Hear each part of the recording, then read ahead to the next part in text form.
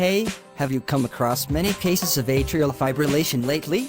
Yeah, it seems to be a common topic these days. Managing medications for atrial fibrillation can be quite intricate. Absolutely. It's a rhythm disorder, right?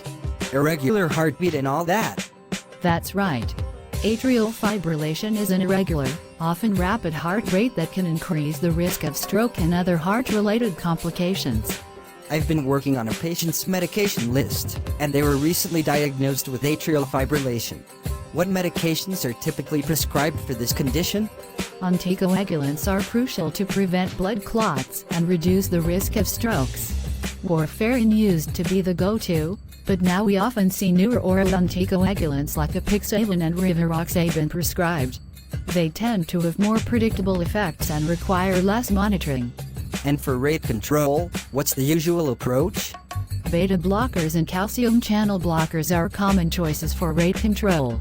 They help slow down the heart rate, making it more manageable. I've heard about rhythm control as well. What drugs fall into that category? Yeah, rhythm control aims to restore and maintain a normal heart rhythm. Medications like amiodarone or flecainide are often used, but they come with their own set of considerations and potential side effects. And lifestyle modifications play a role too, right? Like reducing alcohol and caffeine intake? Absolutely. Lifestyle changes are crucial. Minimizing alcohol and caffeine, managing stress, and maintaining a healthy diet can all contribute to better outcomes. Do you find that patients sometimes struggle with the complexity of their medication regimen? Definitely. Compliance can be a challenge, especially with the need for regular anticoagulant monitoring and potential interactions with other medications. Patient education is key to ensuring they understand the importance of adherence. True.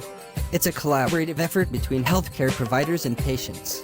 Monitoring and adjusting medications as needed is crucial in managing atrial fibrillation effectively. Couldn't agree more. It's an ongoing process, and with the right medication regimen and lifestyle changes, we can help patients lead healthier lives despite their condition.